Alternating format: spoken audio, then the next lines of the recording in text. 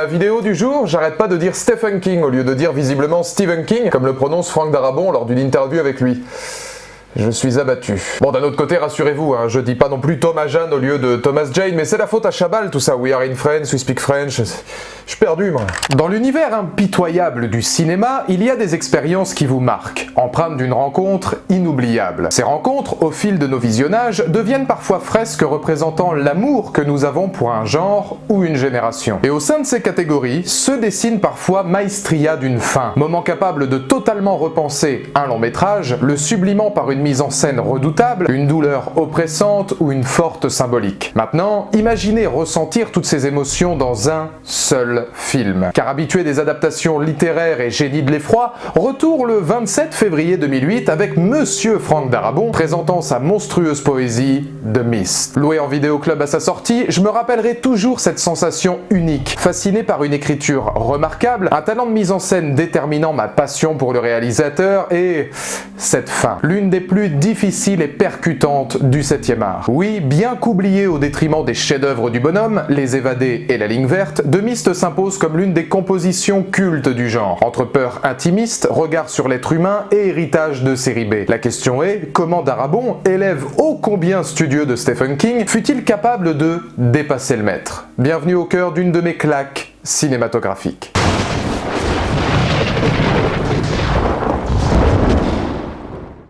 Une brume. Des créatures de cauchemar débarquant au rythme de nos angoisses. La peur de dizaines de personnages révélant leurs ténèbres et un huis clos oppressant dans un supermarché. Tels sont les maîtres mots de The Mist, en français Brume, nouvelle de Stephen King parue pour la première fois en 1980 dans l'anthologie Dark Forces. Il faudra cependant attendre 1985 et un recueil de nouvelles éponymes pour que ce récital vienne s'offrir au grand public. Aujourd'hui culte pour les lecteurs, sachez qu'à l'origine, King se dit en panne d'inspiration. Nouvelle de commande pour son agent littéraire, Kirby McCauley, il ne trouvera sa trame narrative qu'à la suite d'une violente tempête dont il sera témoin, semblable à celle illustrée dans ses écrits. Afin de mieux appréhender son ébauche, il se rendra d'ailleurs le lendemain dans un supermarché local afin d'imaginer ce que donnerait une invasion de créatures préhistoriques dans un espace confiné, écrivant alors plus de la moitié de la nouvelle le soir même. Et oui, messieurs dames, c'est ce qu'on appelle un homme impliqué. J'imagine la gueule des vigiles de Super U. Nommé au prix du meilleur roman World Fantasy de 1981, on y retrouve nombreux thèmes abordés par King dans ses ouvrages. Débats sur le fantastique, les religions, personnages ordinaires mêlés à quelque chose qui les dépasse, et aventures anxiogènes venant relire notre idée des ténèbres. Ce qui sera d'ailleurs force filmique de Darabont. The Mist est avant tout l'histoire d'une communauté face à sa peur de l'inconnu, à tel point que, tout au long de son œuvre, cette brume mystérieuse en deviendra presque plus accueillante que l'étude psychologique que prône King dans son centre commercial, posant une question simple à son lecteur, qui sont les véritables monstres? Il est évident qu'avec de telles thématiques, The Mist deviendrait sujet idéal pour une adaptation au cinéma. N'oublions pas qu'à l'époque, entre Shining, Creepshow, Christine, Dead Zone ou encore Cujo, l'effet de mode commence déjà à se faire ressentir, avec, évidemment, plus ou moins de réussite. Et quitte à parler réussite, j'appelle à la barre Monsieur Franck Darabont. My favorite moment, possibly in life, but certainly the whole experience of The Mist, was we were at the New Jersey test screening. You flew in for that. You were very kind. You showed up to show your support, and I was sitting right next to you. You were on this side of me. And there's this one moment in the movie, something happens. Stephen King jumped 3 feet out of his chair. I did, but I... And then landed and crunched down, and I thought, man, I rule. You do. You totally rule. I scared King. When you sent me a copy of the film, I thought it was so fantastic. I thought, you know what? This is really interesting. These people can go and make small films out of short stories, and you just never know what they're going to come up with. Américain de papier, Montbéliardais de naissance, le cinéma de Franck Darabont, c'est la façon très poétique dont il se délecte de l'horreur et de la mort de ses personnages. Fasciné par le genre et marqué de son empreinte, notamment par des scénarios pour The Blob, Les Contes de la Crypte ou Les Griffes du Cauchemar, ses premiers pas derrière la caméra se font avec The Woman in the Room, adaptation de la fameuse Chambre 312 de Stephen King. Par la suite, il travaillera étroitement avec le roi, voyant en Darabont représentant idéal de ses œuvres en salle obscure. Les Évadés et La Ligne Verte illuminant les années 90 de sa superbe, un duo semble né, donnant vie aux pages d'un créateur hors norme. Never looks at his clock. Sip, sip, sip, sip, sip, sip. Fast as you can, fast as you can. Never says I'm hungry. Oh, yeah, and to the word! Always got this energy and enthusiasm. It's going up, it's going up, up. And it's it goes throughout the entire set.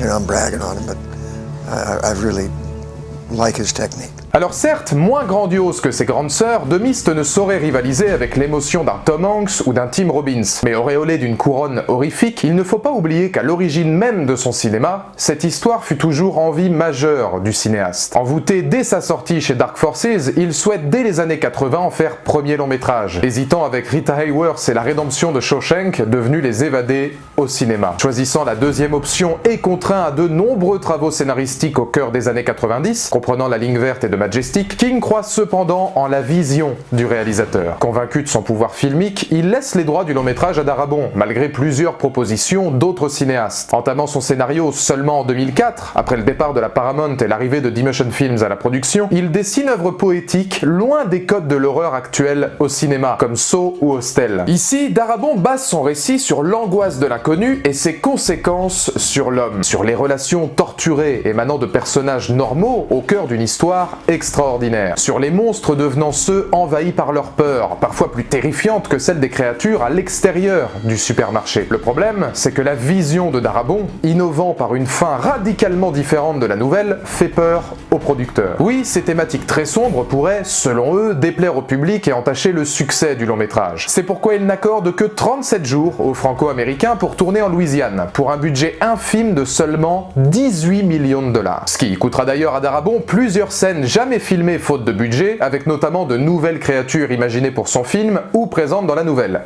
Je suis tristesse. Un projet complexe qui, pourtant, n'hésite pas à mettre en avant les références du cinéaste, aussi bien littéraires que cinéphiles avec John Carpenter, dont David Drayton dépeint les affiches et dont certains cadrages et autres photographies rappelleront ses œuvres. Cela étant, le tournage est un réel plaisir pour le réalisateur et ses comédiens. Ayant la visite de plus d'une centaine de figurants de la région et travaillant continuellement ensemble, il en gardera l'un des meilleurs souvenirs de sa carrière. Frank's ability to pull together good actors and put them in these situations makes for better storytelling, makes for better movies. There must be thousands of years of theater productions on that soundstage over there. Oftentimes, when you're in a film, you're in a part of the film where somebody else is in another part of the film. You never see them. And this, as a result, is really fun because we're all in it together. As with the play, you never let down or anything. You don't go, oh, well, this isn't my shot, or I'm off camera, and it's always the play. And with these guys shooting like this, it's always the event. You're always fully involved in the event. Esprit de famille se remarquant d'ailleurs jusqu'au choix du casting, où nombreux acteurs furent ou deviendront figures du cinéaste. Si nous retrouvons bien sûr Thomas Jane dans le rôle de David Drayton, accompagné de l'exceptionnel Marcia Gay Harden, André Brower, Toby Jones ou même Dark Maul, enfin Sam Witwer, quelques visages seront familiers pour certains d'entre vous. Eh merde. Dans une demi-heure pile, on était parti. Pour l'amour de Dieu, David, notre société est civilisée. Je peux pas rester ici. Quelque chose dans la rue m'a capturé Johnny. Dan, allez, du calme. Vous l'aurez compris, à l'instar d'un Tarantino, Darabont aime à officier en famille, rappelant régulièrement acteurs fétiches lors de ses longs métrages. Notons par exemple l'un des premiers rôles d'Alexa Davalos, qu'il rappellera en 2014 pour Mob City. William Sadler, Monsieur Expiation, débarque lui dans sa troisième aventure avec le metteur en scène, après Les Évadés et La Ligne Verte. Vous ne serez donc pas non plus étonné de revoir la sublime Laurie Holden, déjà présente dans The Majestic, Jeffrey Demoon, formidable dans à peu près tout ce qu'a fait ou écrit Frank Darabont finalement, ou encore Melissa McBride et Juan Gabriel Parera. Oui, le film est un sponsoring Walking Dead vivant, ça ne fait plus aucun doute.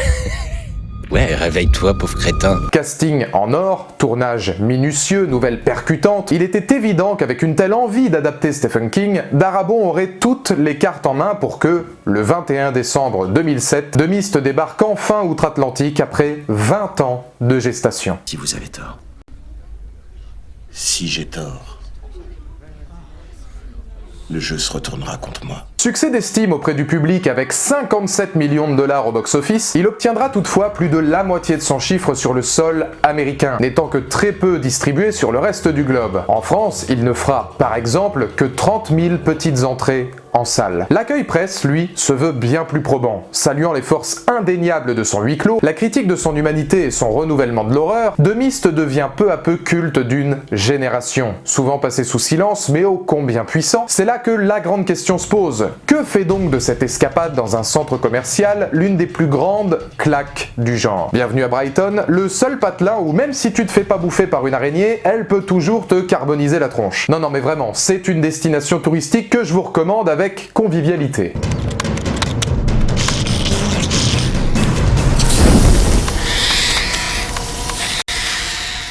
Devant une fresque aussi impressionnante et intimiste, deux angles d'attaque s'offrent à nous, le fond et la forme. S'ils se conjuguent au fil du récit, il est indéniable de voir distinction parfaite entre deux longs métrages n'en faisant qu'un. Horreur d'un huis clos dans la plus grande tradition des films de genre et reflet de société dont Darabont n'hésite pas à dépeindre les ténèbres. Et puisque vous connaissez mon amour pour les créatures de cauchemar, commençons par la forme. The Mist, c'est l'éloge du réalisme. La caméra du réalisateur oriente vite son audience dans les mêmes angoisses que les personnages. Peur de l'inconnu, paranoïa et même rapport au gigantisme, notamment à la fin de son récit. Il oscille parfaitement entre justesse d'une ambiance suffocante et suspense parfaitement maîtrisé. C'est une des marques de fabrique que l'on retrouve d'ailleurs dans Walking Dead. Réalisme et poésie au service d'une apocalypse vue avant tout par le regard de ses héros. Car ce qui terrorise, ce n'est pas la vision de ces créatures de cauchemar, en tout cas pas au premier abord. La terreur que met en place son aventure se dévoile bien plus tôt via un casting terrifié. Pour ça, Darabont enchaîne ses séquences autour d'une thématique simple, jouer sur la paranoïa d'une situation sortant de l'ordinaire. À plusieurs reprises, par l'arrivée de cette brume, les hurlements aux alentours ou la peur de Jeffrey Demoon, tout est fait pour que la réalisation joue sur cette peur du non-dit, ou plutôt du non-vu, mettant notre rationalité à l'épreuve et faisant de ce brouillard menace effrayante bien avant l'arrivée de ces créatures. On le devine également par une scène époustouflante, tension crescendo d'une simple corde amorçant l'horreur que s'offrira bientôt au protagoniste. Oh mon Dieu, non!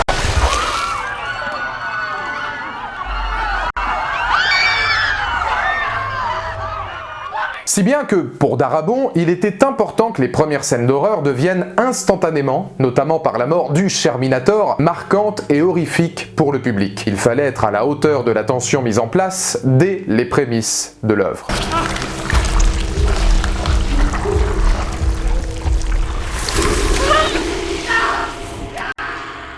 Jouant sur des cadrages proches des corps et de leurs réactions, ainsi que sur une pellicule chaude, contraste idéal avec la froideur des protagonistes, pour l'auteur, il est évident qu'avec une telle symbolique, les monstres de l'extérieur doivent également amener touche poétique à son métrage, opposition parfaite avec la dureté d'un monde de plus en plus ingérable au sein du centre commercial. Sa prouesse est donc, ce que l'on remarque également avec la femme de Morgan dans Walking Dead, de réussir à toucher son audience via des segments qu'elle n'aurait jamais cru poétiques auparavant. Cela étant, quand il se focalise sur l'effroi et l'horreur, il ne fait pas non plus les choses à moitié, c'est le moins qu'on puisse dire. Accompagné de Greg Nicotero depuis les premiers croquis de son œuvre dans les années 80, il s'associe à Café FX, studio conseillé par Guillermo del Toro, afin de concevoir le design des créatures. Rappelons qu'à cette époque, le challenge est immense pour Nicotero et Everett Burrell, responsables des effets spéciaux. Très peu décrits dans la nouvelle de King, les deux hommes souhaitent mettre en place monstres jamais vus auparavant. Ils conçoivent donc figures de cauchemar aux formes diverses, dont je pourrais toutefois regretter le manque d'animatronics qui, pour des raisons budgétaires, ne purent être réalisés. Notamment pour l'immense créature aperçue peu de temps avant le final, que Darabont voulait avant tout en maquette, marchant non loin d'un pick-up miniaturisé. Faute de temps et dans l'incapacité de savoir combien de plans il pourrait tourner vu le budget alloué, lui et Nicotero opteront pour des FX, devenant parfaite représentation de leur envie de mettre une gueule sur l'horreur de l'inconnu. There's one pivotal image from the novella that always stands in everyone's head, and it's that shot at the end where the Land Cruiser is parked and the big creature sort of strides over it. I mean, it's a pivotal moment because after everything these people have been through, it just signals the fact that most likely they're done. In the story, he only describes one leg of the thing because it is so huge. And then it moves and he realizes that it's just one leg of a giant creature that just goes up and up and up and disappears into the mist. Some of the bird creatures are sort of flying around it as if it's so large that they nested in it. And as it moves away, they have to sort of chase it because it's walking away. The shot in the movie is amazing. I mean, it's a great shot. And it has that iconic feel and that holy shit impact. It's just what I visualized when I read the story and just imagined what this leg could have been attached to. Alors oui, ça a plutôt vieilli aujourd'hui, je suis d'accord. Mais sur la forme, Darabont et son équipe proposent Bestiaire de l'angoisse fourmillant de détails et offrant toujours quelque chose à voir lors du moindre plan. Et quand on tombe, pour moi, sur l'une des plus grandes scènes du cinéma de genre, on peut que saluer l'initiative.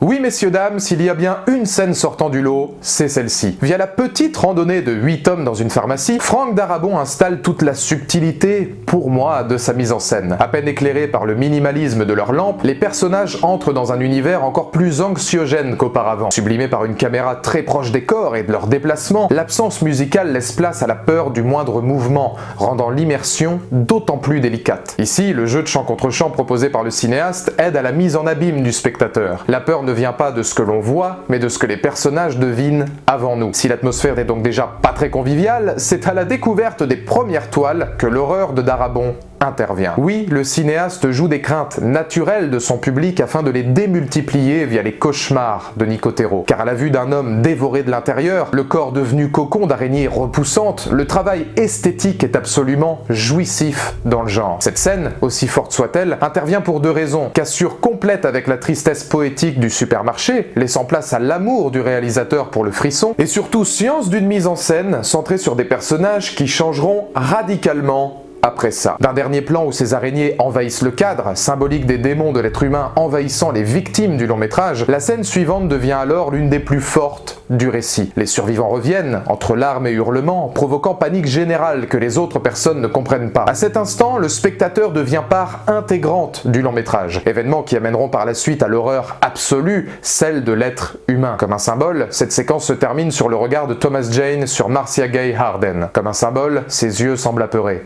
Comme un symbole, les ténèbres sont ailleurs.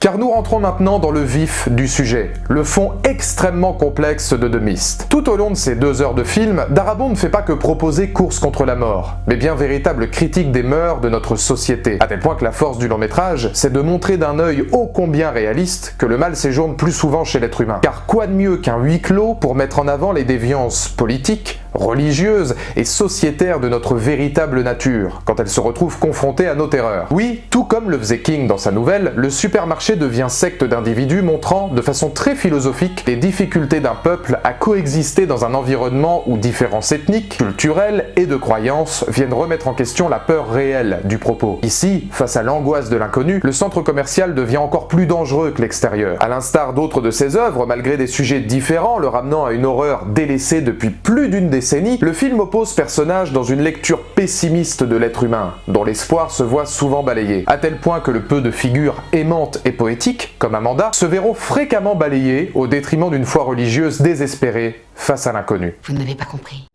Quand j'aurai envie d'une amie comme vous, je n'aurai qu'à m'accroupir un instant et m'en chier une.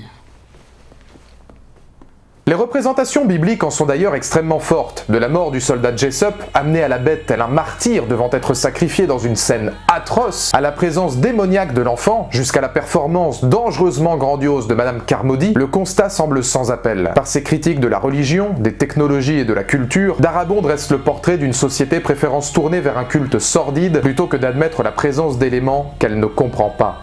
Créature d'un autre monde. Message d'autant plus fort que, étant d'ailleurs la faute de nos propres armées, nous sommes nous-mêmes responsables de cette brume mystérieuse. Nous avons joué avec une avancée scientifique courant à notre perte. Oui, dans le fond comme dans la forme, The Mist est une relecture dramatique et ténébreuse d'un constat simple. Nous créons nos propres monstres. Et ce faisant, nous ne créons pas uniquement les monstres extérieurs, mais surtout ceux de l'être humain. Donnez-le en pâture à la paix! Expiration!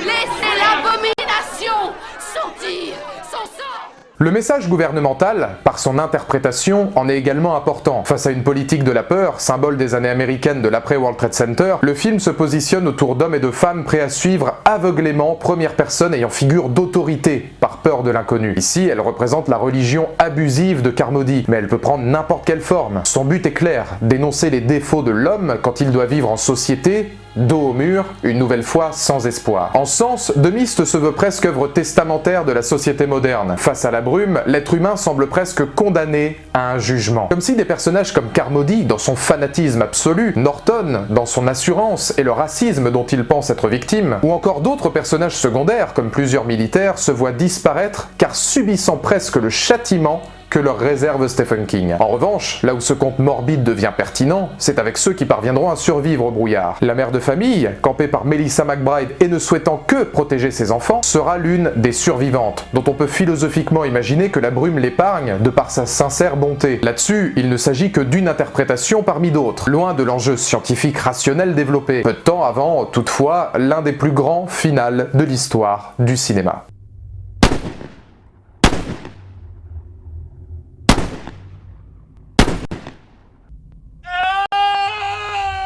I don't think either of us really knew how to end it for a long time. We talked about that. We kicked it back and forth. The story has no ending. And Frank finally came up with an ending. And once the ending was there, before, when we were getting ready to do this, you know, and Bob and Harvey Weinstein came into the room. Yeah. And they say this about the ending, say that about the ending. And I'm thinking, I hope people realize that there's like 2 hours before the ending. You're right, exactly. Is it true that you extracted a promise from the studio that they wouldn't change the ending?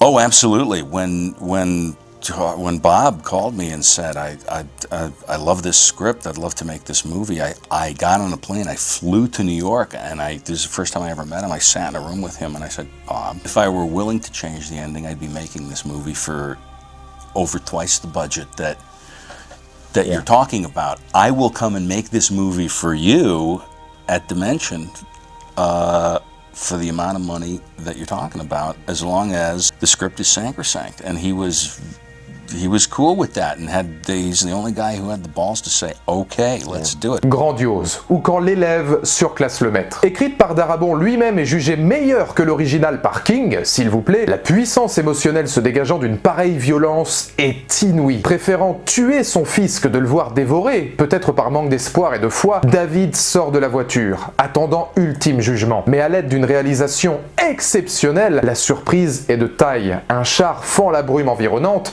sous le regard livide de Drayton. Des créatures flambent quand l'humain, dans sa construction la plus froide, l'armée, prend le dessus sur ses erreurs. Sur un plan symbolique, plusieurs questions s'offrent à nous. Quels sont les péchés qu'a pu commettre David pour survivre à une apocalypse ayant fini elle-même par le rejeter? Comment vivre avec ses actions? Imaginez devoir tuer votre propre fils et 3 personnes autour de vous pour voir débarquer des secours à peine 1 minute plus tard. D'une force hors du commun, l'acting parfait de Thomas Jane, confirmant les talents d'un acteur ô combien sous-coté, s'ajoute à la musicalité parfaite de Mark Hirschham, mettant un son sur la douleur de son sujet. I always felt I wanted to keep the ending as secret as humanly possible.